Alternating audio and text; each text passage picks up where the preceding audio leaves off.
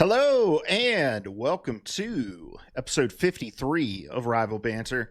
I'm one of your hosts, Luke Croft, and joining me, as always, the inevitable Seth Martin. I am inevitable. Thank you. You're welcome. How are you doing, my friend? You look well sunned. Do I really? No, I was just kind of setting us up for a conversation about your beach trip. Yeah, I don't know. Pretty cloudy there. Show us your ass cheeks. Nice. What do you think of these? Yes,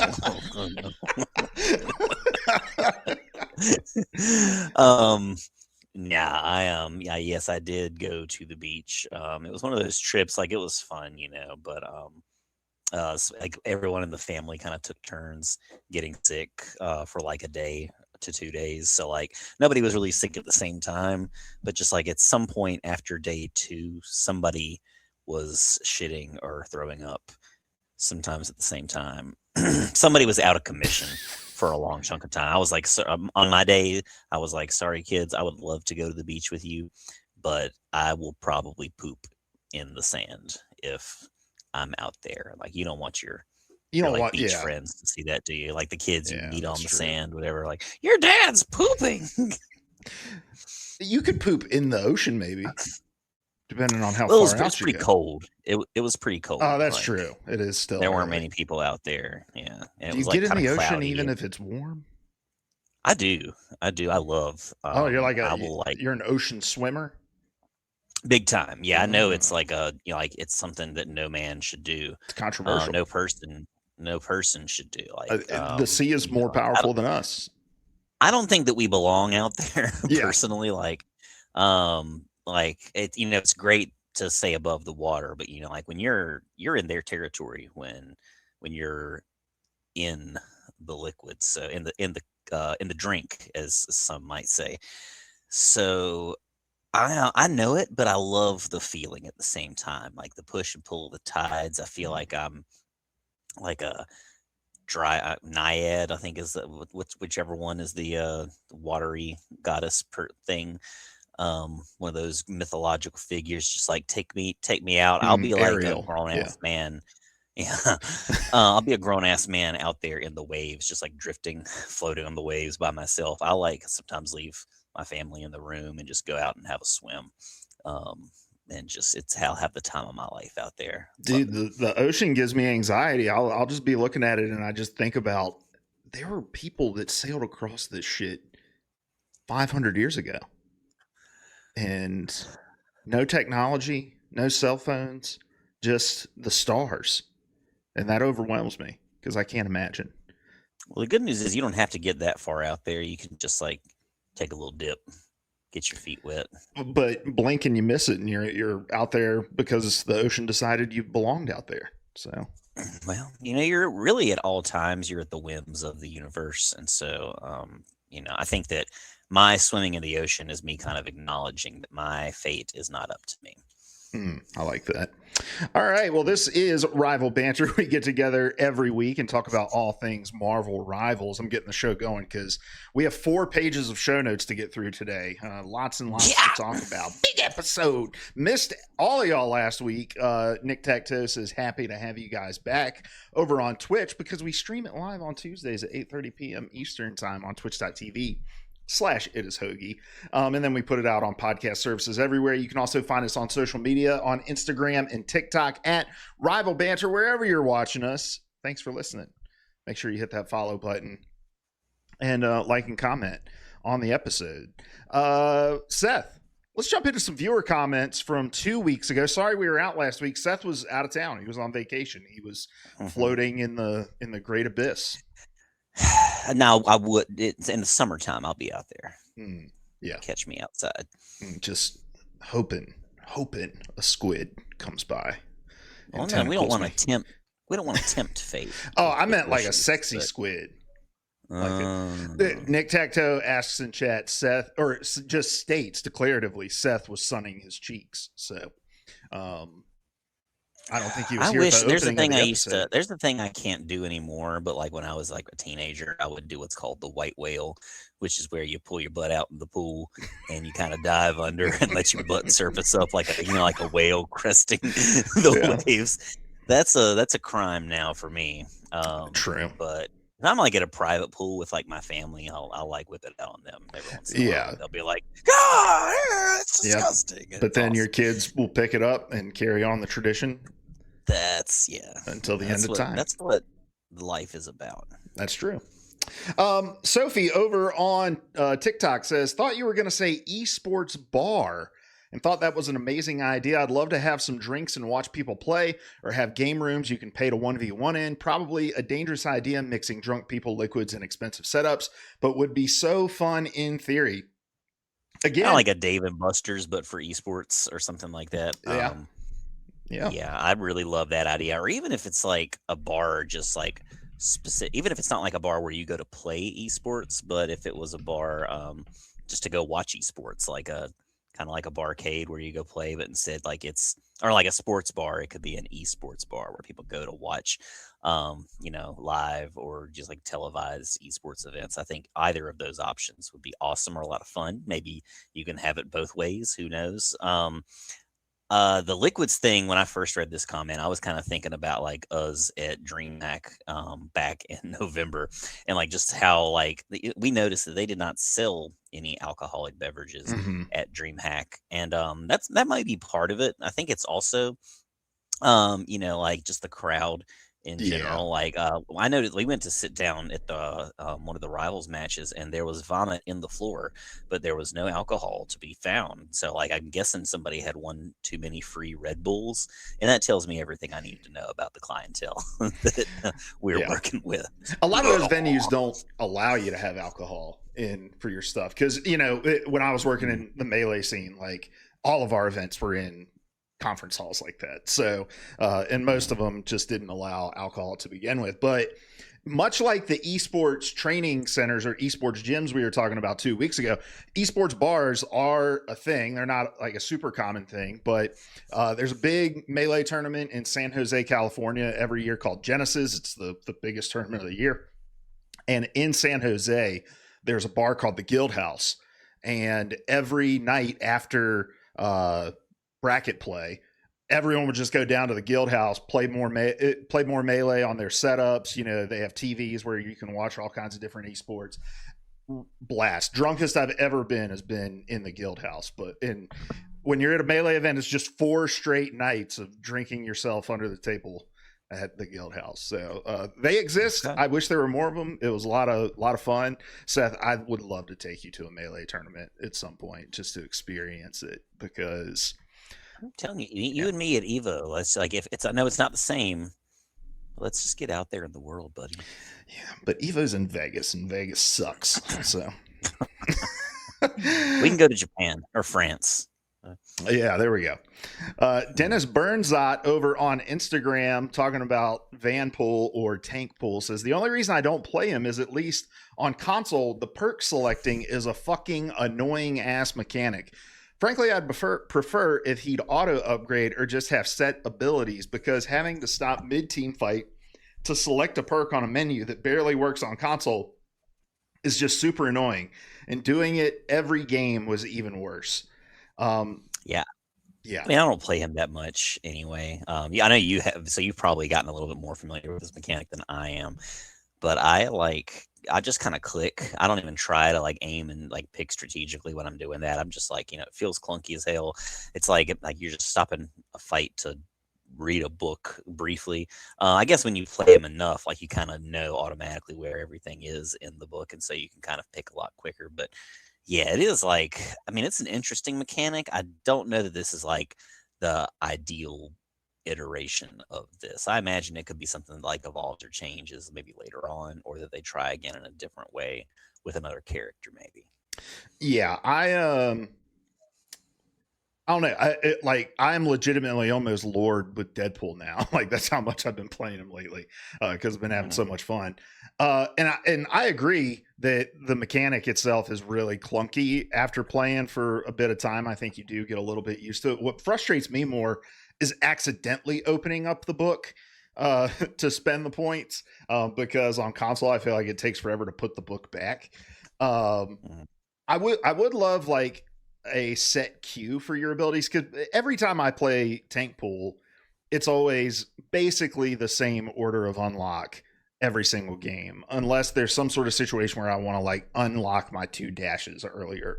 So having like a set queue that you could have pulled up and just like click LB or hold LB down to auto upgrade to those stats might be a cool solution for that. Yeah. Then over on Instagram, we were talking about White Fox and jumping to our teammates and often getting abandoned on the front line. And Black Sands Entertainment said, facts, she needs new lines for her kit. I'm here, let's go. Ult line should be follow the fox. Every time I ult, my team ghosts me. Move the fuck up and take some of these damn hits so I'm not CC'd to death. I'm always alone when I literally dash to my dive characters before ulting. And God, if it's not true, man, playing with White Fox, like nobody plays around you. It's I've noticed, and I think you're right. I've like always kind of assumed that like the white foxes are just battle hungry and they just kind of jump in the front line. At least a lot of the ones that I've played with, and I'm like, what are you doing? But also maybe this is the reason. Like maybe they're doing the right thing and everybody else is just kind of leaving them in the dust. I mean, I don't know. There's certainly times to jump to the front line and it's a bad idea, but the way that her kit works, right? You're doing healing while you're doing damage. So if I can dash to the front line with my tanks and sustain them with my healing, like it's good to go in with me. But you got to have a White Fox that you kind of trust their decision making, that they're not going to just leave you hanging back there either. But I love the idea in this comment of just like kind of clearer voice lines. I couldn't even tell you what her voice lines are for some situations right now, but yeah, something to like announce her presence when you're in the middle of the fight, to know that your healer's there with you. Because the other thing with her is you can definitely like go from not involved in a fight at all to in the front line with your tank in a split second, since you can teleport through walls and stuff like that. Then King Kirko 04 over on TikTok says about the same topic, almost like this could be solved with comms. And I just got to tell you, King Kirko, shut the fuck up, man. Like, like, yes, in an ideal world, all 6 people would be in voice chat. And when I say something, they listen to me and go along with what I'm saying.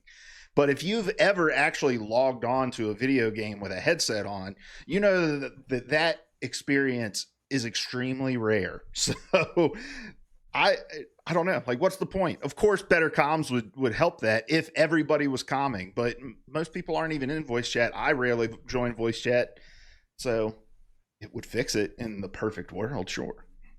Mainly to hide from the weirdos. Yeah, I really don't like joining team chat. I ping a lot. I try to be really useful with what I ping, but there's really nothing I'm going to say in chat I can't cover with a ping for the most part. Yeah, and people don't like to read, so I feel like they skip those too. I don't know. That's true. They don't like to read. They don't like to listen. None of that. Then Landon over on Spotify says, playing other games other than Rivals makes me realize how not fun ranked is. Don't get me wrong, I'm very competitive. I'm a very competitive person, and I rarely play casuals quick play in any games I like, but this game is different.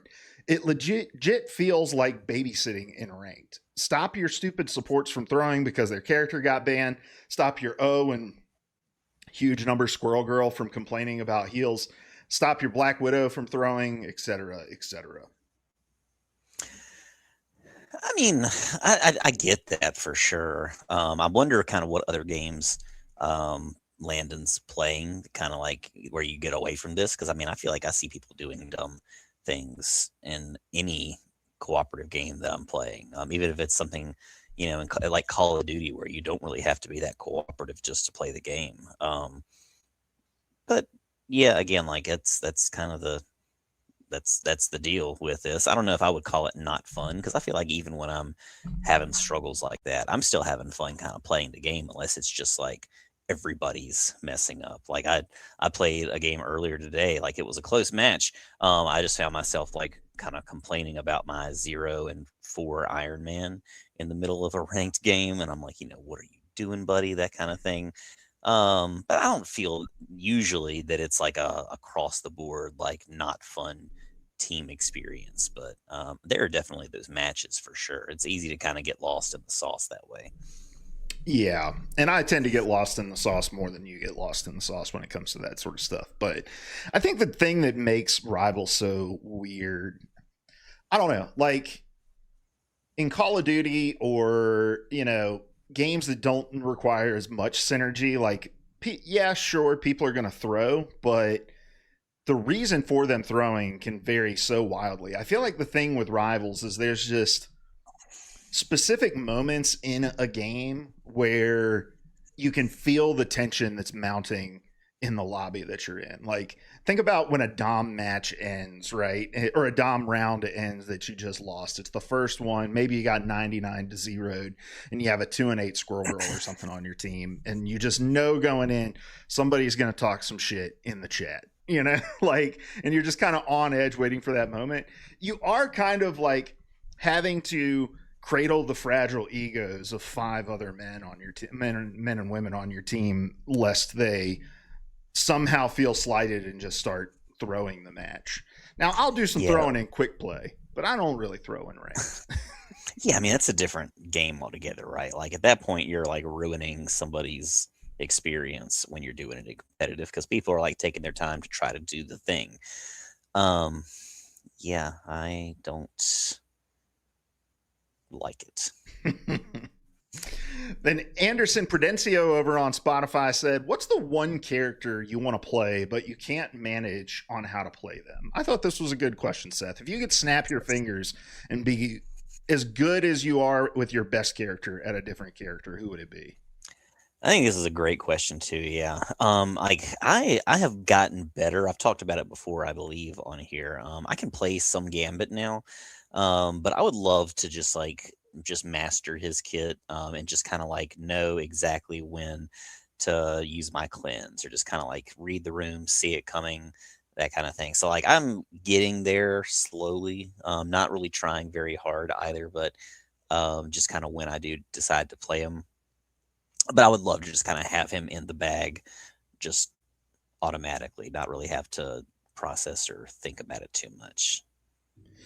Yeah, for me, I think it would probably be Spider-Man, because it's just like his kit is so complex. There's so much sort of like tech with him to min-max his damage output and his mobility that, like, it is, but it isn't. Like, I feel like pretty simple combos, but like landing your webs and stuff like that. Like it's he's very technical, and I'm not good with really any DPS outside of like I play some Bucky. But those days might be over when we go to talk about this patch. But yeah, Spider-Man, it's just one of those, especially watching like pro and top level Spider-Man. It just looks so fucking cool when you're good with him. And plus he's got 75 skins. So yeah, good Spider-Man. I mean, like, come on. Like I had to like talk myself out earlier when I think it was actually like yesterday, maybe like we saw some leaks of the no mask Spider-Man skin that we'll get to eventually. And I was like, I love this, but I do not need this like in any way, shape, or form. I've bought a Spider-Man skin or two to try to incentivize myself to play him, and I'm just too old and slow to go anywhere near his kit. Like it's just not going to happen for me. And so I've got to kind of like learn to accept that. Yeah, I don't have the hands for it, as the kids say. But we appreciate all the comments. Make sure you're leaving them on either our social media pages or on the full episodes on Spotify and YouTube, and we'll pick some out each week to respond to. But Seth, let's talk about our week in Rivals. Now, you were out of town. Did you play any video games while you were at the beach? I took our Switch 2 with us, and so I had just finally finished up, like the week before, finished up Metroid Prime 4. It had taken me it's like a 10-hour game, maybe 12 or 14. It took me like 2 months to play through that game, just because every time I'll get on, my son wants to get on, and he's at the age where he wants to try these kind of hard. Mm. Not that it's hard, but like you have to really like kind of think and explore and backtrack and stuff like that. It's difficult for a child. So I've got to kind of like work through the patience of doing that. Like when he sees me play and he's like, "Hey, can I play?" Sure, let's get on your account. So like it's taken me like thrice as long, but it's been a good experience. I enjoyed it, even though it's not the best Metroid game. My beach trip was Pokopia time. Kind of getting into Mm. that. I'd had it for like a couple of weeks and not had time to play it. My son got on and kind of started his thing. I love it. It's I was huge into Animal Crossing when it was out, or when it was like new, and put like hundreds of hours in there. It was my first Animal Crossing, and so this is like scratching all those itches and then some. Like it's got a little bit of Minecraft to it. It's got a little bit of apparently Dragon Quest Builders, which is a game I never really played before, but it's got like, I don't know, it's got like all these kind of like just feel good things that just kind of like make the game enjoyable and cozy to play. But that was all I was really playing. I took like that, a manga, and a novel with me to the beach, and I was like basically using that time to try to like catch up on some of my TBR and like backtrack on some shows. Like finally caught up on Daredevil Born Again season 2. Started the new Star Wars Maul show, Shadow Lord. It's been awesome. And then got sick and kind of just like lost some time. But yeah, so not much Rivals. All I really played was a couple of days before I left for vacation, and then I think we played 1 or 2 days this weekend, and that Went was on an it. absolute heater the first night back on. We In did. We had ranked. like barely won any games in ranked the first like couple of weeks of the season, and then stuff got busy. It's just like that time of year, at least for me. And then spring break or whatever. So I was kind of pretty discouraged. As as discouraged as I get over a video game. Like, not to say that I was like in a room sad, but He could I not enjoy his vacation, guys. The I lost streak in yeah, ranked was too long. just thinking about it, just God. Um, but coming back, it felt good. Like I was like, oh, well, it's just the luck of the draw, right? So we went on an absolute heater. Had a great night. I don't know. Did we even lose before we got off, or did we have to just like I call it think we lost quits? the last one that we The played. last one. It was Gotcha. like a So dom match. It was but even that one was like super close, I think. yeah, like just based on a fluke that we lost or something. So Yeah.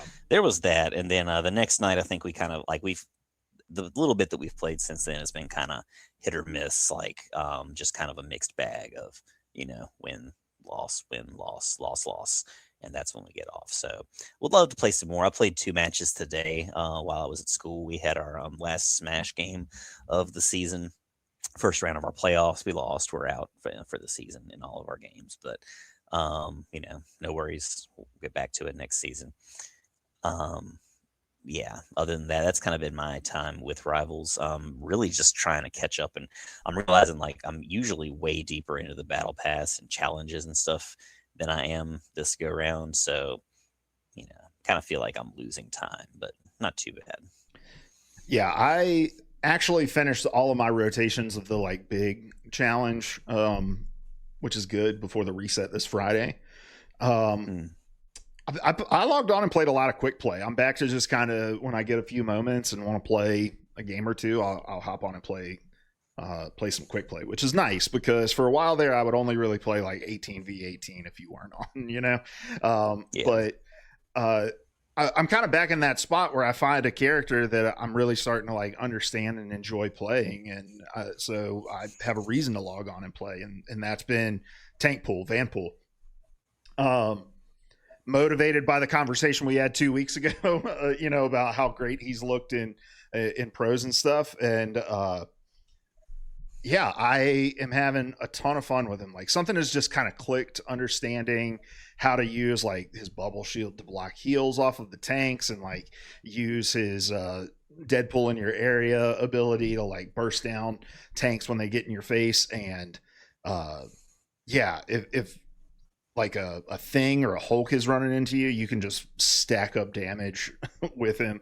It's kind of insane how much damage he puts out. And I think some of the nerfs we're going to talk about in a little bit are going to make a lot more sense to me now, having played him as much as I've played him over the last 2 weeks.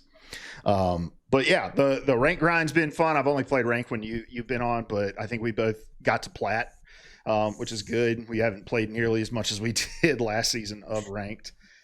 Yeah, that's we started off pretty hot last season. I started in plat 3, and I have just like been hard stuck in plat 3. Like I'm just hovering around the middle, like mid plat 3. Like I'll get right up to plat 2, drop back down. But again, no sweat. We've barely really been able to play, so it's just one of those things. Yeah, and if it's anything like last season, it took us like 2 nights to get through plat when we started getting hot. So, Tickle Monster 167 over on Twitch says, I've only played 11 actual ranked games and I've only lost 1. Nice. It feels good.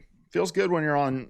And I don't know. There's just something about this game that when you're winning like that just makes you feel so unstoppable and you don't want to quit. You just want to keep playing. Yep.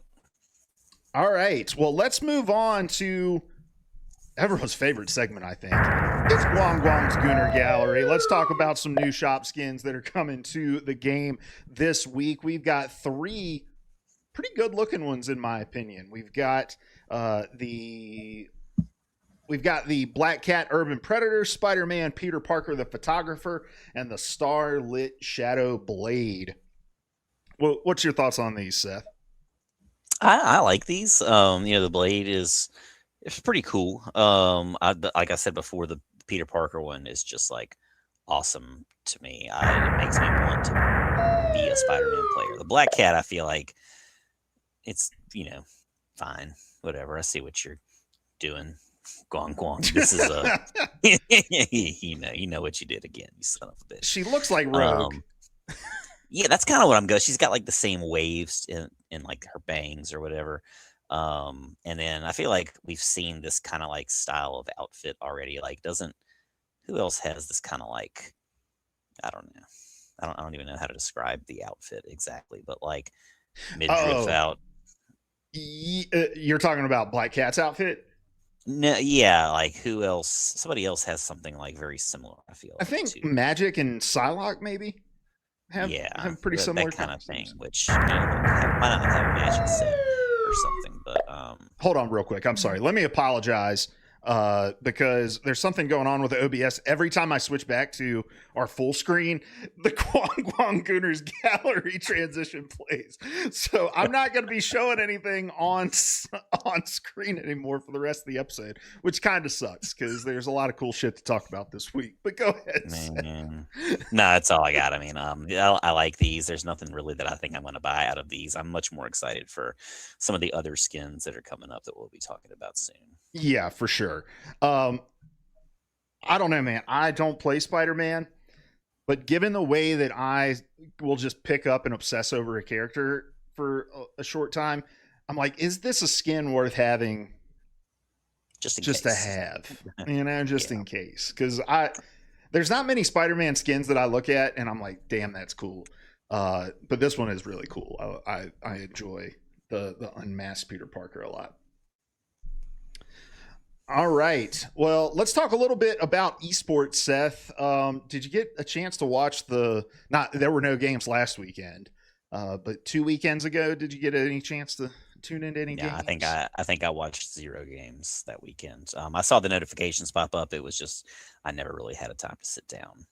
Yeah. I can't remember if it was I think it was 2 weeks ago or the final weekend of the preseason. I streamed like 3 hours watching on Twitch, doing like a watch party, and some people from the Discord community stopped by. It was a lot of fun, good time, because I don't feel the pressure to have to perform. I can just sit there and watch the game alongside everybody. So that was a lot of fun. But my team did not make it, Seth. FlyQuest is probably going into a full, complete roster reset, I would have to imagine, after the performance that they put out. They finished last in their group. Wow. Winning only 1 of their 5 matches. So I have to imagine FlyQuest is going to be making some changes. I have to imagine Nightmare is going to be making some changes. They didn't make it either after I think a roster that a lot of people were excited about, and they just completely fell apart over the final weekend. But Swamp Gaming, Liquid Citadel, the two 5-0 teams heading into this bracket. I'll just give some quick thoughts since Seth didn't have a chance to watch too much of it. But look, I think those two teams are clearly the two best teams. I don't think it's particularly close. I filled out my bracket, and those are my two grand finalist teams. They met in the upper bracket final, and they met again in the grand final, because I just don't know if there's a team that's playing right now that's going to be able to knock them off. If there is one, it's maybe Space Station has looked good. NRG has had its moments, but I don't think they have the consistency. And I think watching Swamp Gaming and Liquid Citadel feels like a different beast compared to the other teams, because it just feels like they don't take a fight off. They've really coalesced as a unit, and yeah, I think those two teams are going to be hard to topple. So, but yeah, I'll be tuning in to watch the bracket this weekend. Hopefully you can tune in a little bit, Seth, and maybe we can give some final thoughts on the preseason before we head into a few week break before the official regular season starts. Yeah, I would like to. I know that first weekend, Space Station kind of had a fairly middling performance, but they placed second in their what would you call that, in their bracket or in their group? Okay, gotcha. So yeah, I feel guilty for not watching them kind of bounce back, and I definitely want to in the future. Yeah, they play 100 Thieves in the first round, and I think that'll be a pretty close match. I think those are two very similarly composed teams. So, then there was another story I wanted to bring up on the esports front here, Seth. It's actually in our news section. Danny Koo, executive on the game, has been beefing with Sentinels and 100 Thieves online with their social media presence, and I thought this was interesting. It's a little bit old news since we didn't do a show last week, but I brought it in here still because I think I can offer some perspective on this, I think. But 100 Thieves tweeted after beating Sentinels, said belt to ass, call them Send Shitty 2-0 versus Send Shitty #100 Thieves, with an image of Deadpool in his 100 Thieves jersey, with their match results graphic. Sentinels, before the match, had tweeted at 100 Thieves and said, "You pick the server," and in the image it's Dallas, Northern Virginia, and then they're selecting ass whooping. So getting a little spicy in the shit talking area.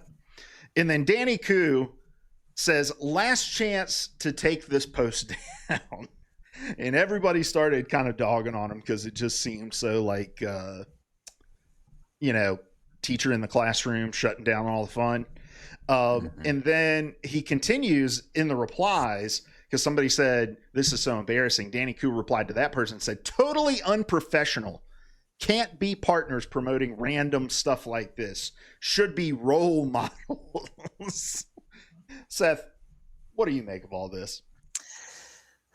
As a teacher in the classroom, I get where Danny's coming from, because you want a community that's gonna I don't know, jive, just kind of go smoothly, but also this is if you look at sports at large, what I'm following, Charlotte FC, they do this kind of thing about other teams, right? And other teams do it to them. You just kind of talk shit, talk smack or whatever, and it's not really a personal thing. It's just either you kind of talk yourself up before a game, and then if you win, you kind of take the bragging rights, right? So I do think that this is kind of a little bit of an overreaction from him, and to kind of keep going and leaning into it and doubling down the more kind of pressure that he gets from the community or whatever. And they ended up hiding both of these tweets as well. They did a couple days later. Yeah. Okay. I mean, I get it, and I know I get why you would kind of cave to that too, especially if it's somebody like if you want to be involved in this game and in with this company's league or whatever. But I don't know. I mean, like I personally don't really care for trash talk and stuff like that in general. Like more past like a friendly jibing or something. Like the kinds of things that I say sometimes to my friends, especially to Larry Hunt. But I like I don't really, especially when like you barely know each other, or it's like an organization talking to another organization that consists of tens to hundreds or thousands of people, or there are two armies clashing across the world as we speak right now. I don't know. I let's just maybe I'm a pacifist too in some ways. Yeah, I don't know. I see both sides, but I don't see. But I'm very much like the way Danny Koo handled it was as equally as unprofessional as the post itself. But look, I get it from Danny Koo's perspective. These are Disney properties, and that's a Disney character. And even though that Disney character is foul mouthed and does a lot of crazy shit, Disney is in control, and their executives get the final sign off on what Deadpool gets to do. That's crazy. And so I get wanting to make sure you're not the partners in your esports league aren't frustrating the partners that actually put the money on the table for you. But send an email, man. Like, get somebody on a Discord call with you or something like that. Like, don't litigate that out in the comments section of something. And look, it's 2 weeks later. We're still talking. I'm still talking about it. We're still talking about it on this podcast. But I don't know, man. I think most of the shit talking in esports is really cringe.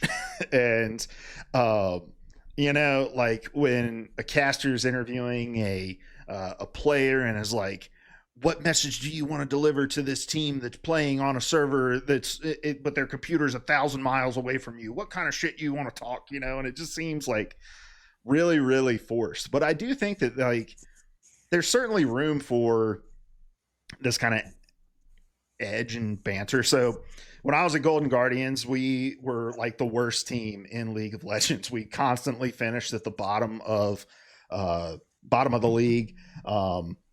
Lots of memes about it. Well, one year we signed a roster that we were really confident about. We thought they were going to be great. And one of our producers pitched this idea for a video, and we were like, let's do it. Let's put it together. Let's see what, Riot thinks about it. And the whole premise of the video was we had our players dressed up real fancy. We rented out a mansion to shoot this video in. And we said to everyone who doubts Golden Guardians, we just have one message for you. And we had each of our players in some ridiculous rich situation say, fuck you. That's all. And that was the video. It was a huge hit because we were like intentional about it. We knew what we want. Like, it wasn't just some like throwaway tweet. They were like giving away fuck you merch, like that Riot had made for our team at like finals and stuff like, and we put our money where our mouth is, and we made it to Worlds that year. Like we were the best we'd ever been. So I think there's like room for it to be done well and to be done thoughtfully. But I don't want this taken down because I'm offended by its content or anything like that. The 100 Thieves Sentinels rivalry spans multiple esports. Like, they kind of don't like each other in a lot of different things. But it just doesn't feel quite earned yet in Rivals. Like, you got to earn that kind of vitriol between your teams. And you need to do that by like getting in somebody's face at a LAN or something like that, like then make this tweet. It doesn't make any sense after a fucking preseason match in April. What are we doing? That's like the Guardians going out in spring training and being like, suck my dick, St. Louis. We just beat you 12-0. It's like, this game doesn't count. There's a guy that's not been on a 40-man roster his entire career. Like, what are we doing? My dick, St. Louis. Oh my god. They don't want me to be the Cleveland Guardians social media manager.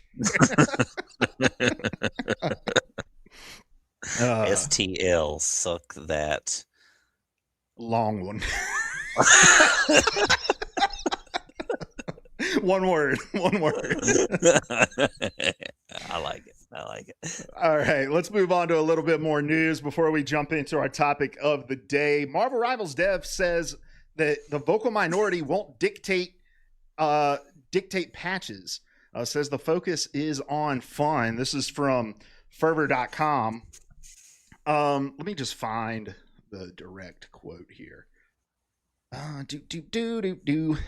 Dude, I don't know why I put links from this website in, because they always bury the lead like 10 paragraphs into the article. I'm sorry, guys. At the core of that philosophy is what Chen calls a, quote, fun first approach. Rather than reacting immediately to player complaints or trending opinions, the team prioritizes overall gameplay enjoyment and long-term balance health. Quote, we balance for fun first, while the vocal minority can be loud. We rely on a mix of qualitative feedback and quantitative data, win rates and match stats, end quote. I don't know, Seth, we talk a lot about balance and patches on this. What do you make of that? I don't know. I mean, I think you can definitely see that, right? Because like people have been bitching for, since the dawn of the game, right? Since its inception, like just like day one, people have things to, I think it was pretty well received overall at launch, but people quickly turn on the things that they love. And I think we saw that with this game for sure, and continue to see it. And like there are things that people continue to bitch about that they've been bitching about since day one. Luna Snow's ult. My God, it's been, all this time. We don't really hear that much about it anymore. I know that, like a little bit of work, some tweaks have been done, but like it still exists. It's still out there, and it's still like, a deal breaker in some cases. And I can kind of see it that way looking at some of this stuff. I know that there's kind of like another way of looking at it as well, but I do feel like they, are doing this to some degree or another. What about you? I don't know. I saw posts about this. I saw this article posted on the Reddit, and you know me, I love reading the comments and seeing what people think. And it was just funny to me how many people were pointing as a counterexample towards like mechanics in the game that aren't fun to play against. And because fun in a game is a cumulative experience, right? Like, what would be the most fun in Marvel Rivals? If I was able to kill everybody and nobody was able to kill me, and I won every single game. What's really not fun? Losing. So until they can get me losing out of the game, how the fuck can you say you're balancing for fun? And that's what I hear when somebody's like, well, they say that they're balancing for fun, but Luna Snowball is still on way too low a cooldown. It's just not fun to play into. And it's like, yeah, that's right. It's not fun to play into, but you know who it's fucking fun for? The Luna Snow that's freezing you every 6 seconds. Like, fun, balancing for fun means making sure all 12 participants in a match are afforded the opportunity to have fun within that match. And that's going to require some mechanics that aren't fun for you to run into. So I don't know. I love this approach. I've loved this approach from day one, where they're just like, we'll break it and we'll try to rebuild it. Like, we'll do some fun stuff, and I think we've gotten some ridiculous things like Johnny flying with the thing, or, stuff like that. But in the middle of a competitive season, no less. Yeah. Yeah. But they also will do fun, interesting things that I think change the total dynamic of a character, when they added Thing's ability to like fly up to somebody to punch them and knock them out of the sky. Like, it looks ridiculous on paper as like a concept, but then when you're playing with it, it's super fun. And I think you don't take risks like that, like adding whole new buttons for characters just at random times, unless you're motivated a little bit by like, we don't care about this game being 100% 50-50 balanced every moment of every day. So, and it's not like they're not considering those things, right? But it's true. There's a loud vocal minority of people who wish that they had their finger on every single button of the math.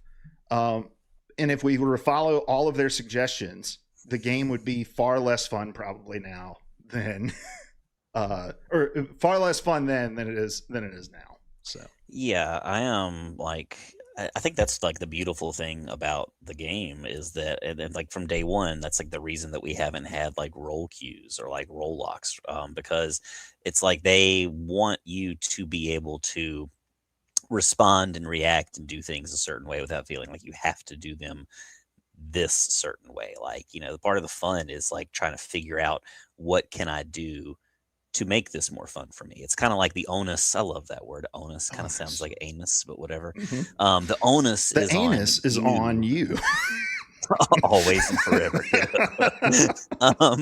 Well, yeah, it's like really on you to like decide what kind of experience you're going to have on the game or with the game in a lot of different ways, right? Like whether it's your attitude going into the game and like playing the physical, like just playing the fucking thing from minute one, or whether it's like, like figuring out how do I make this a successful moment for me? Like, can I use my brain power? Can I collaborate with my team to like make it work? And when you do, man, there's no feeling like it. But at least in gaming, as far as I'm concerned. But that's an opinionative statement. Mm-hmm. You can tell I'm wound up today, Seth. I don't know. I've been you got a lot of energy. Yeah, I was missing talking last week about all this stuff. So I'm just glad to not be pooping anymore. I mean, I poop some, but yeah, you should find like a good clip to poop at. Not too much, not too little. So. Yeah.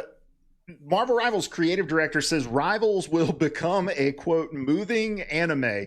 I threw this in here because it's number one, an interesting story, but also I thought this article from PC Gamer written by Jody McGregor was really fucking funny.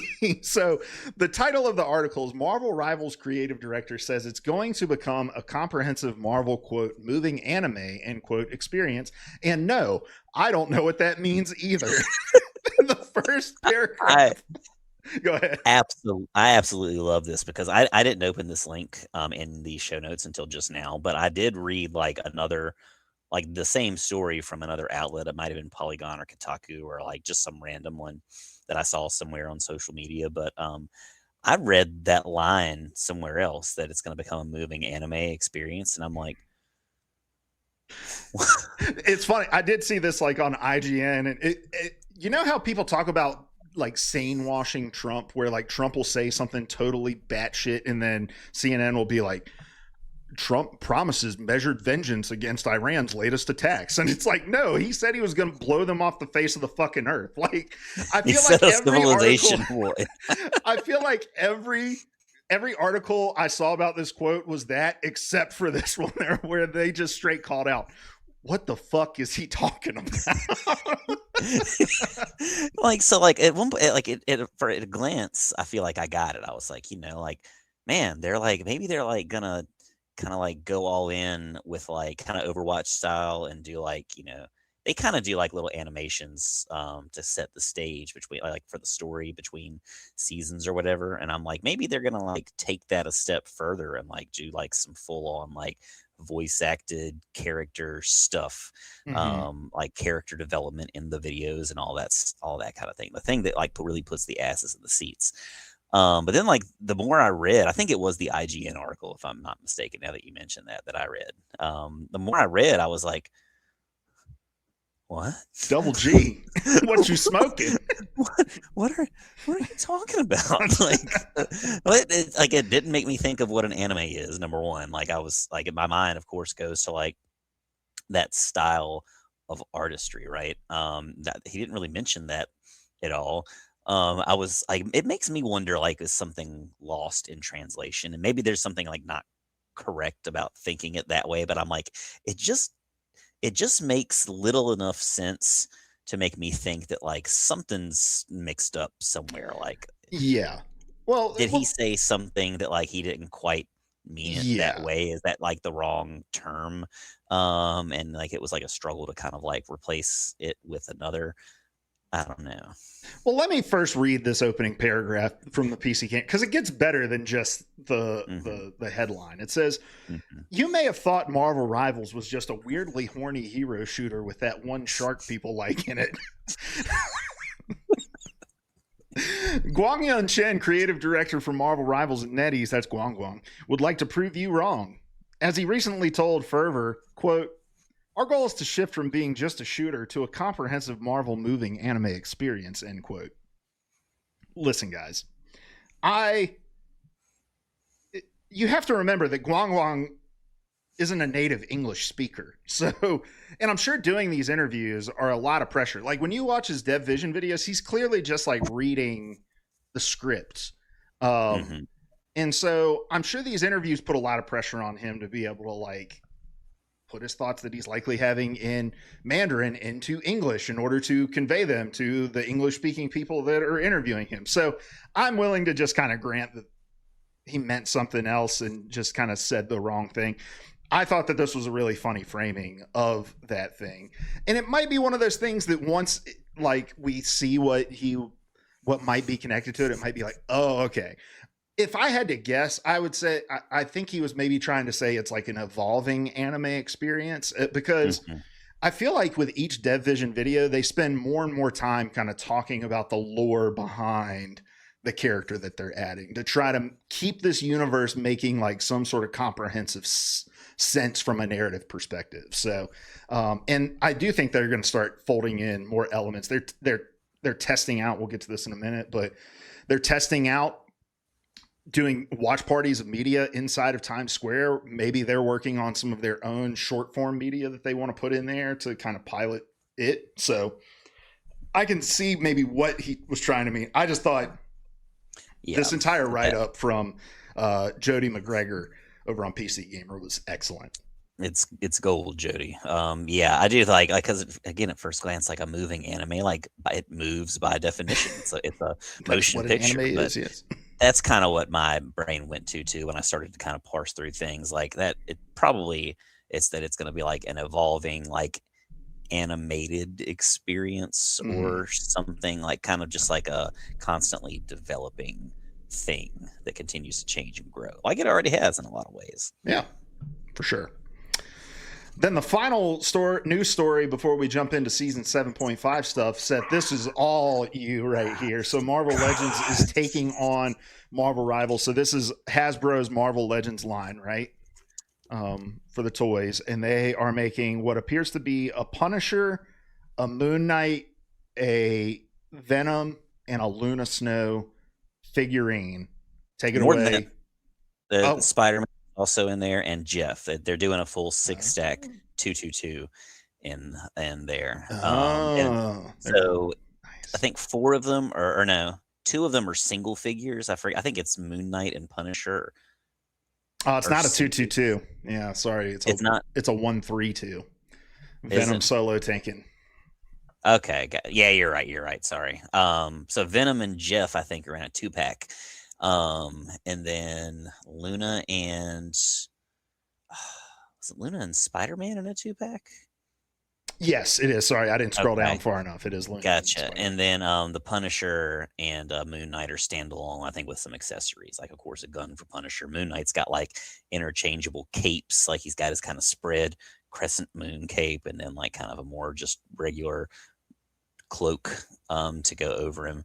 Oh shit, these are like action figures with like movable joints. I thought they were like figurines. No. So they've got already statues or whatever by McFarlane Toys. These are like the Marvel Legends, like the guys I've got back here on the like first 3 rows. I cannot begin to tell you how excited I've been like waiting for this to happen. I knew it was fucking coming. I knew it. These guys look better than most of the Marvel Legends that I own. And these are like the first figures, I think, for me that I'm like, I've always kind of thought of doing this with some that I really like, but like, I think I'm going to buy like 2 of each of these when the time comes. I'm going to keep some in the box for posterity, and I'm just going to get some out to just fucking pose and play around with, like get them in a battle scene. I'm going to need to like clear some room out because as you can see, this shelf is pretty stacked with figures and stuff. So I'm going to need to clear some space and just get to fucking work, man. I'm stoked for this. I'm not really like a collectibles guy. Like what you see on these couple shelves behind me is basically all the collectibles that I have. These are awesome. And the fact that they're like movable, posable, like like every kid that was born in the 90s, like addicted to action figures, I would get a shoebox and flip it upside down and stab pencils in the corners and put rubber bands to make a wrestling ring and have my, action figures fight. And there's a nostalgia to these that speaks to me, and I want some. How much are these like collectible priced, or are they like they're not cheap. They were like when I first started collecting a few years ago, like during the pandemic, they were like $20, which is pretty reasonable. They're more like 30 now, at least for like one regular standalone. And they're like climbing. So these, like those two premium like single figures, I would imagine are probably going to run more like 35 or so, and then the 2-packs are probably going to be like 60 to 70, something like that. Gotcha. But I don't know for sure. I liked this whole. There's like I follow Marvel Legends, of course, on like Instagram, and periodically they'll release like their kind of slate of upcoming figures. This was tacked on the end, but before that, they've got other stuff like they're coming out with a Cyclops visor from X-Men 97. It's got like the kind of gold yellowy thing. It's like life size space station. Yeah, like like cosplay kind of. Does it actually shoot deadly lasers? Don't think so, but it does light up. I think I'm gonna. Can I take it on an airplane? You're gonna turn this plane around, sir. You probably should not do that. But make golden content. But no, I think I'm going to use it. It's going to be part of my space station outfit. I've got a jersey with like like a gold space station trim or whatever, so it's going to match. I'm going to be wearing that. If you see a guy in a space station jersey and this Cyclops visor at DreamHack, if they're doing Rivals live next year, later this year, in Atlanta or wherever, that's me. Nice to meet you. And he is on a no-fly list. We drove there, so we could not get on a plane. All right. I don't want to like encroach on your thing with the figures, but I might pick one or two of those up. No, cool. More the merrier, dude. Like as long as I can get some, that's the main thing. And I feel like these might be the kinds of ones that you have to like work to get, but you also never know. Like sometimes I feel like you and I are the only people that love this game. I know that's not true by a long shot, but if you read like some articles, it seems like it is. So you just got to get in the right headspace. Remember, other people love the shit that you do too. Yeah. All right, Seth, we're 57 minutes into this episode and we haven't even started on season 7.5. So let's just jump in. We got a new Dev Vision video today. Did you get to watch it, Seth? And no. All right. Well, I'm just going to be filling you in on everything here. Yes, please. First and foremost, Black Cat. We knew she was going to be a part of the roster. I was hoping maybe that she was going to be a Vanguard. Turns out she's just going to be a Duelist. Talk about her kit here in a second, but how did you react when you found out she was a Duelist, Seth? Did that kind of match your expectations? Yeah, I think I was kind of expecting that. I forget if it was about her or not, but I think I had said sometime recently that like I'm kind of okay with adding another Duelist here soon. I feel like they've kind of spread it out enough here lately, at least for me personally, to be able to add another one in the roster. So this isn't offending me. It's also not looking that attractive to me personally, as a kid. As a kid, yeah, that makes more sense. Yeah, just from what I've seen. Like, if you're not attracted to Black Cat, get the podcast over. This friendship's dead. Yeah, no, I'm not like upset about her being a Duelist or whatever. I also think she's not going to be one of those Duelists that just like comes in and instantly dominates and takes over. She seems to have a pretty like technical kit. And plays a lot with a higher mechanical skill akin to something probably more like Black Panther, as far as like her movement speed and stuff like that. So I don't know how present we will see her for the most part. I think she'll be more of like a specialized DPS, but I'm interested what other people think about that. Let's talk about a little bit about her kit. So She's going to have wall climbing. She's going to have double jumping. She will have a grappling hook that when she hooks people, it will buff her abilities, but it also like pickpockets the people that she hooks and the people that she also pickpockets the people that she damages, and will accrue coins that she can then spend to unlock other abilities. So they showed one that was like I don't know if it was supposed to be like I don't know, it was like a wall hacks where you throw like a totem up in the air and it reveals where enemies are behind walls. She has a strange like teleporter where she can pass you completely through a wall, which is pretty cool. But similar to how Deadpool is, it's one of those like you pull up a menu mid fight and select the thing that you want before using it, you know. So kind of odd there. Her ultimate ability, she deals calling cards to I think enemies within a certain like AoE, and those get marked and she can teleport to them. And if she gets a kill off of the person that she teleported to, I think it resets and she can go to somebody else that she put a calling card on. So very much a dive character, very much kind of utility, like interesting ways to move around the map. But Seth, did you pull the trailer up and get to watch any of the gameplay while I was talking? No, I've had like no, I probably should have.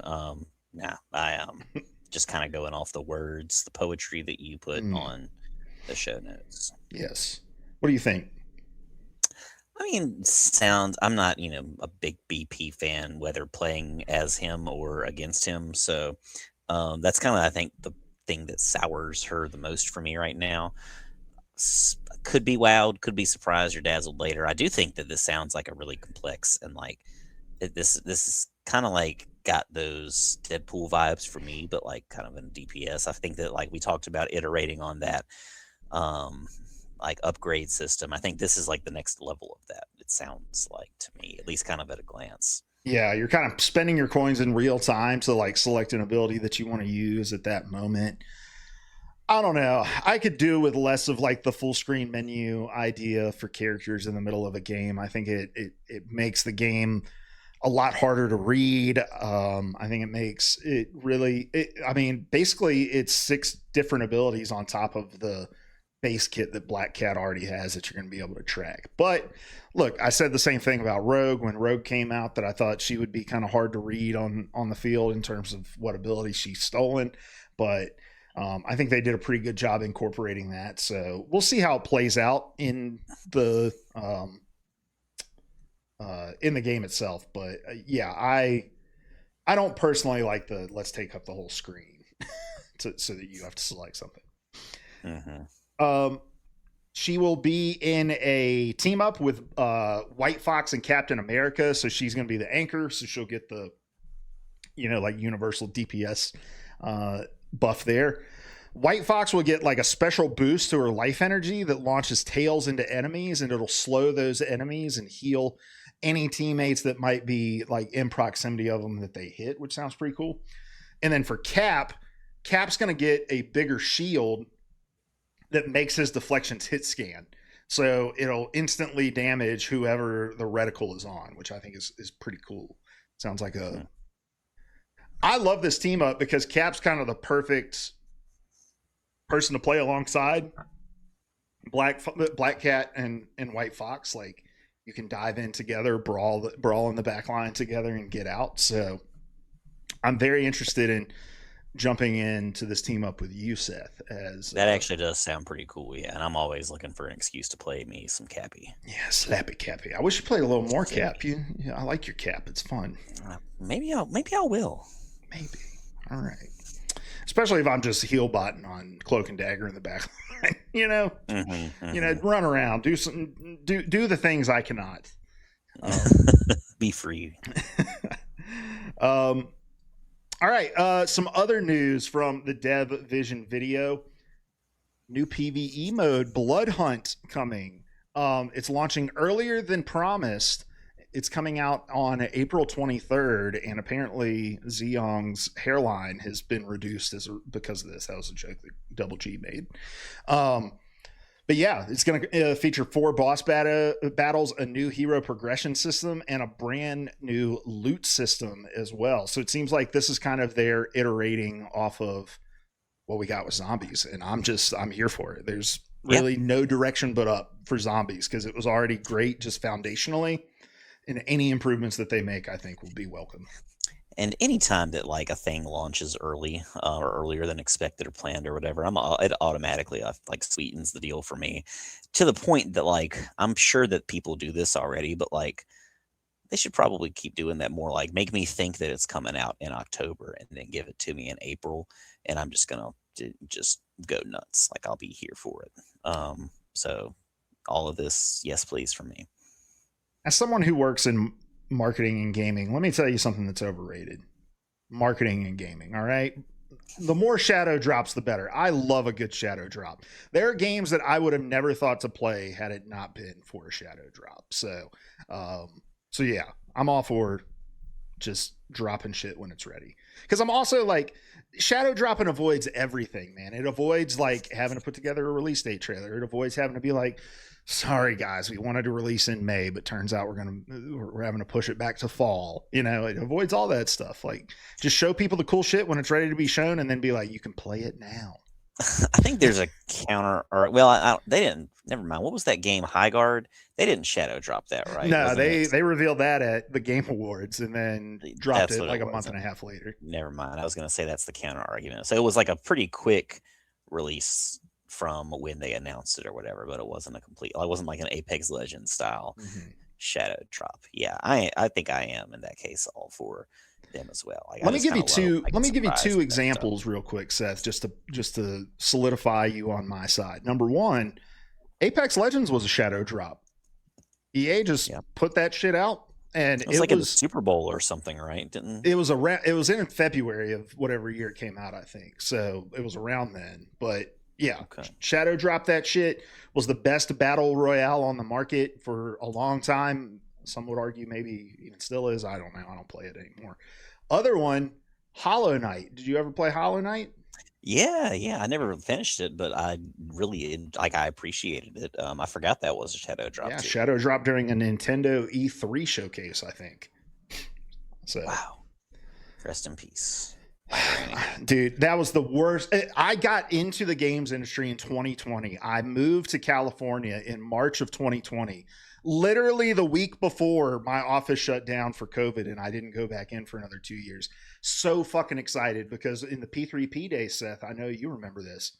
E3 was an extravaganza. We'd get together at my house.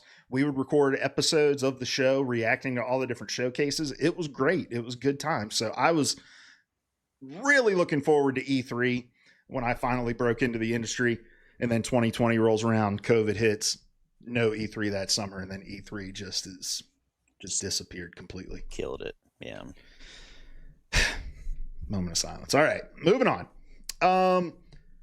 I love this though. I'm ready for more PvE. I got kind of hooked into zombies, was playing it a lot solo when it was out, so I'm all about it. The Hellfire Gala event is coming back with new themed costumes and exclusive cosmetics. It's going to feature skins for Magik, Gambit, Moon Knight, Emma, and Phoenix, and then also a second free Emma skin that was the vote winner from the last Hellfire Gala. So it was like a white costume that she had. So I wish I could show these on screen, but all 5 of these skins significantly better than any of the skins we got in this season's Battle Pass. Any of these speaking to you, Seth?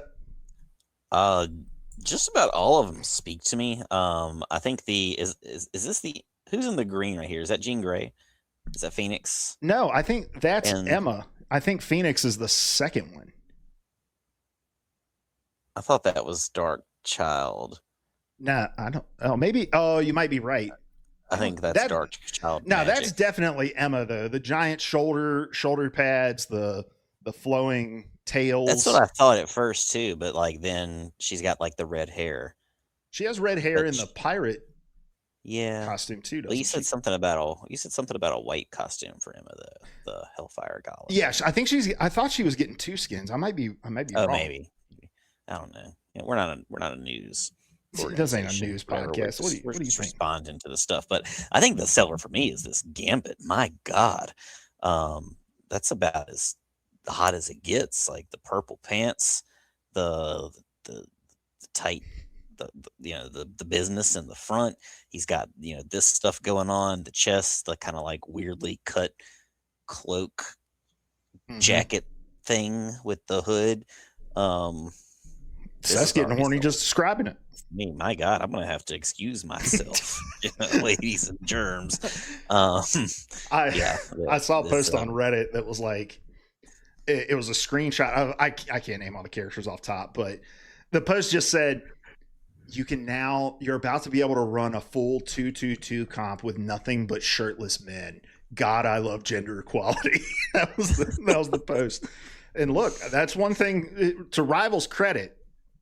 Gooner is as Gooner does, and they know that Gooner is a universal concept. It is not bound by gender identity or sexuality. Gooning is for all. Yeah, a real gooner's gonna goon, and they don't just have to goon about who they're physically gonna goon for. It's gooning is a state of mind. I think the more that I've come to understand. I'm a sympathetic gooner. Yeah, I see something, and I'm like, you know what? Someone else is gonna goon to that, and they're gonna love it, and therefore I love it. All right, and I'm happy for them. Yeah, I'm happy for the things that they're gonna do. Exactly. So yeah.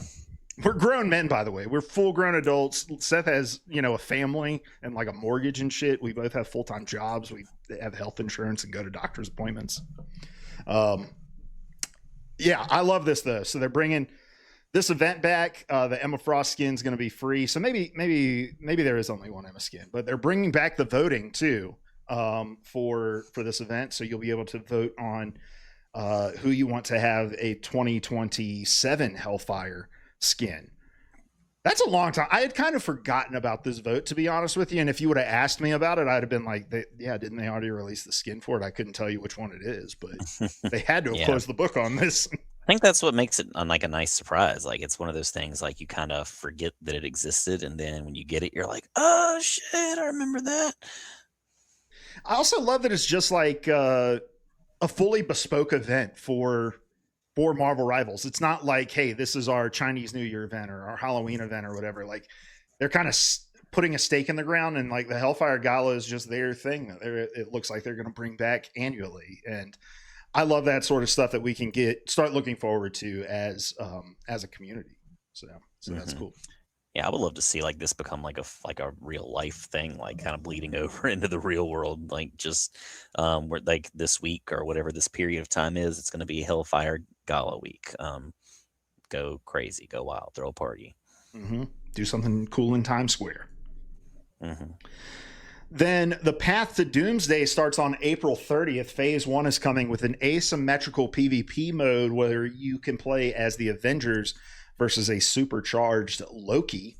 They didn't really reveal anything else about that I saw, but we talked about that based off of the leaks when they made the announcements back in March. I love the idea of another PvP style. You know what game this reminded me of that we were all so excited about and then it just flopped? You remember Evolve? Yeah. I think about Evolve from time to time. I don't think you played it like I did. I actually played the shit out of that game for a while. I think I played it like for a week with you guys. I remember we got snowed in when it came out, I think. I forgot about that. I really enjoyed that game. I played with I think one or two other people sometimes. So like I think I had a tiny community of people to play with. It wasn't like just me solo queuing. I think that would be a much different experience if it had been if that was the way I constantly played. But that was a special and really exciting time when like this asymmetrical, it was like the first time I can really think of as a longtime gamer that like this was a thing where you kind of had like a 1v5 game or add to that as you will. Think of like Friday the 13th where it was like 1v5 or 1v7 or something like that. I think I love these kinds of things. Just a different way to play and a lot of fun. I want more of it. Yeah. It came out on February 10th, 2015, and it did in fact snow where we were. So my memory served me well. And my quick research abilities.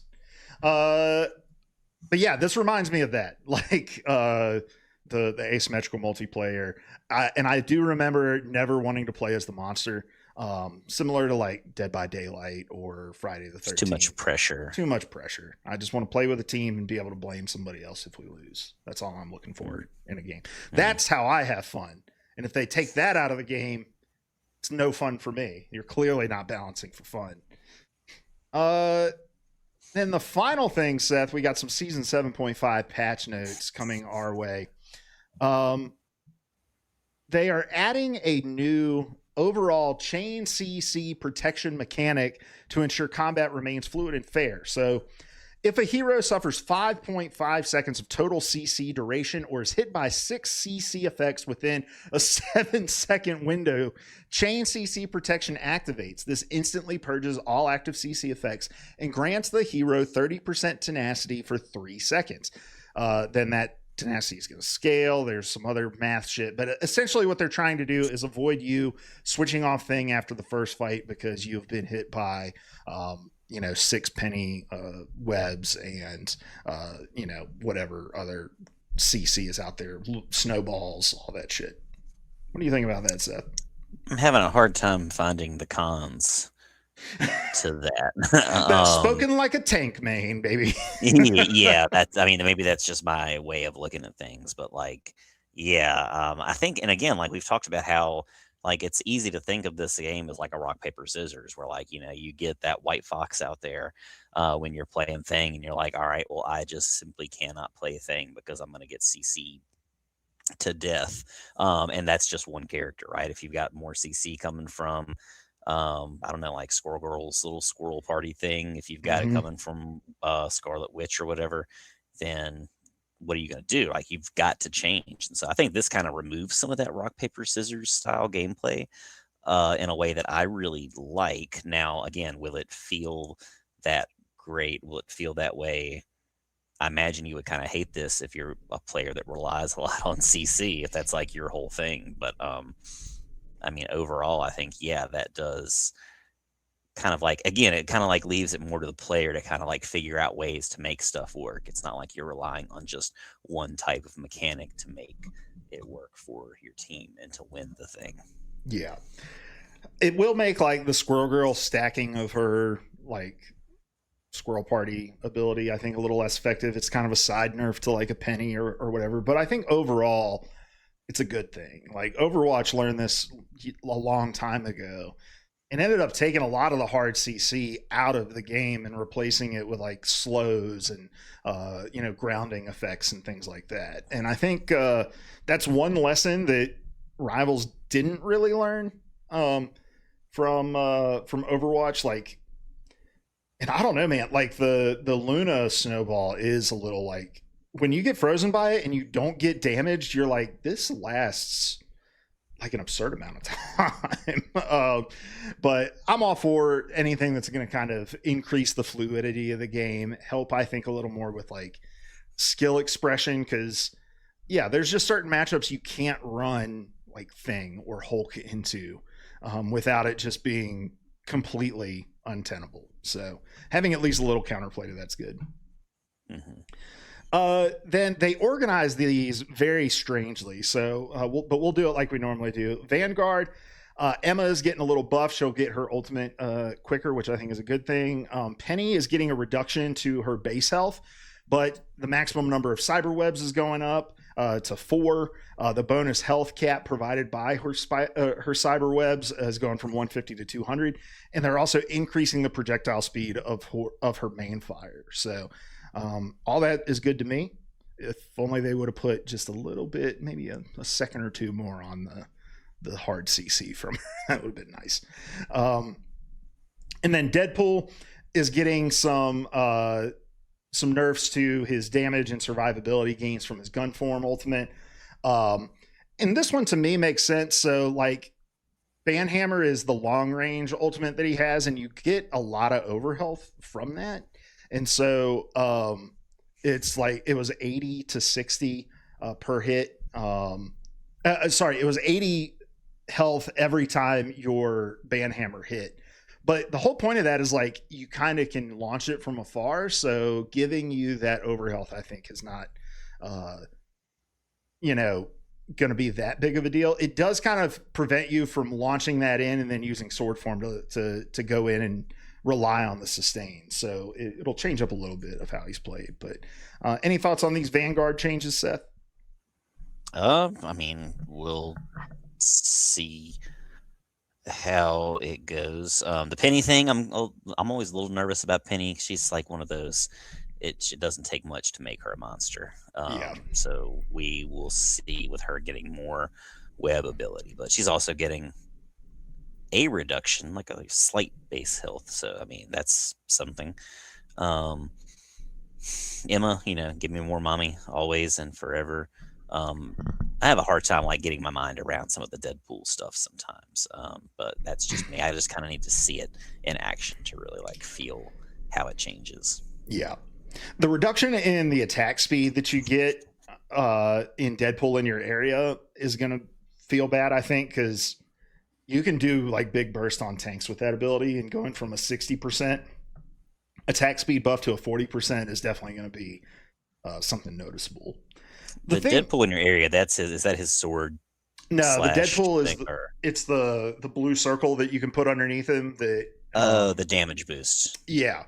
Gotcha. So when he has his guns out, it gave you a 60% attack speed. I think it is 60% in either form, but no, I'm sorry, it is just to his guns. So that'll be felt.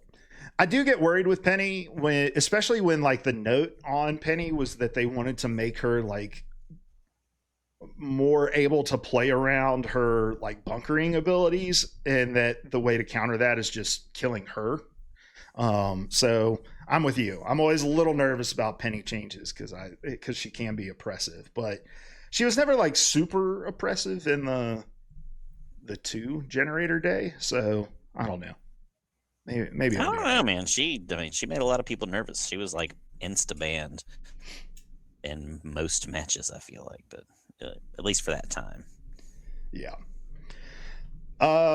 On the Duelist side of things, Elsa Bloodstone is getting some nerfs to her mobility and her threat level against tanks, so they're changing some of her percentage damage, things like that, and they are increasing the cooldown on her Helix Advance, which is one of her dashes, from 8 seconds to 10 seconds. I think those are good changes for Elsa. Her mobility is a big problem with her, but again, it doesn't really touch like the overhealth that she gets. So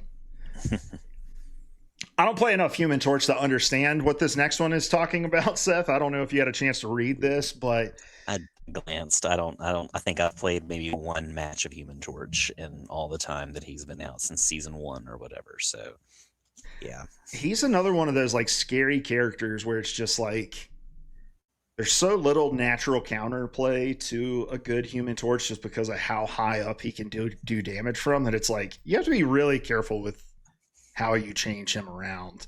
But yeah, he's getting a plasma body mechanic adjustment where he's going to get some sort of like short dash when he activates his plasma state, and it'll have a couple charges, so you'll be able to dash out of the way of incoming damage a little more effectively.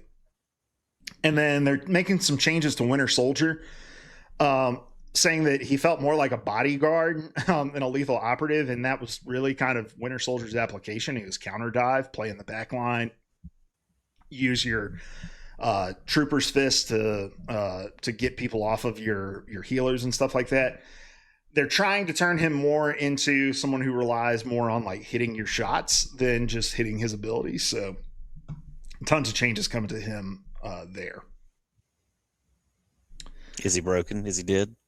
I think he's just different. I think you're not going to play him in the same way that you did play him. They're increasing the crack and impact culling, which is like where you get executed, which is something they had previously nerfed. So I think that's something to look out for. His ult will be stronger, but they removed a lot of the more forgiving mechanics from him, like some of the reduce like the spell field damage that he does with some of his abilities. You have to like hit the projectile of his gun to get the maximum damage from it now. So I think they're good changes. Just may Then take some growing pains. yeah. Then on the strategist category, Cloak and Dagger is getting a slight reduction to the duration of their ultimate from 13 seconds to 11 seconds. I don't know, man. Like, I feel like with Cloak and Dagger, there's other things that make her kit strong that probably should have been targeted first. Like, maybe make her have to aim a little bit more. Like, just take a little bit off of the auto lock, maybe. Yeah, I don't know. Then Jeff, I don't think I want that though, but that's I don't think I do either. But yeah, just like a weird reduction to her ultimate cooldown. I don't know. Maybe this is one of those like kind of Loki nerfs where it's just like, hey, Loki is getting banned a lot because people don't want to Cloak and Dagger ults or something like that. I don't know. Mm-hmm. Jeff the Lance Shark is getting some changes. His Joyful Splash, so his secondary fire damage fall off is now going to start at 15. Oh no, Joyful Splash is his main fire. Sorry. The damage fall off is now going to start at 15 meters, and this is a good change so that you're not just getting sprayed in the back line by Jeff you can't even see, and you're like, how the fuck am I dying instantly? So I'm going to miss that a little bit, but I understand why it's got to go. Then they're just reducing his recovery time if you try to swallow with his ult, but you don't get anybody. So you're just kind of animation locked for half a second rather than a second. Then Luna Snow's getting some more damage and healing to her light and dark ice damage. I don't know if she needs more damage, but hell, they want Luna back in. Get back in there, Luna. There's a white fox to sell skins for now too. Let's go. Then some Ultron changes that I'm sure you're interested in here, Seth. They've adjusted the logic of Ultron's ultimate, so the drones that he spawns are no longer going to shoot directly at the crosshair target, but instead bombard the area around it, but with slightly lower values on that. So he's going to cover more area with less effectiveness per shot. And then the coverage area of Rage of Ultron is increased from a 3-meter radius to a 6-meter radius. And then after activating that, he gets all kinds of buffs to his individual output for damage and some buffs to like the fall off and stuff like that.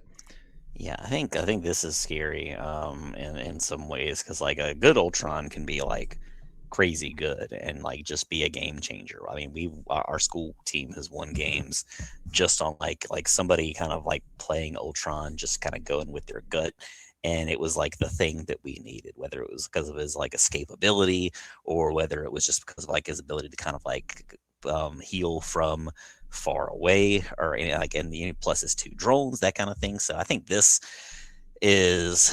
might be like, I mean, they're reducing the heal value, so maybe not, but like I could see this being a big like a game changer in some ways, like kind of like an ult that turns the tide a little bit more Gambit style or something like that, to where like it could be what you need to really push through a fight. I don't think it had that quality as much before, unless everybody's just kind of lined up and all the ducks are in a row.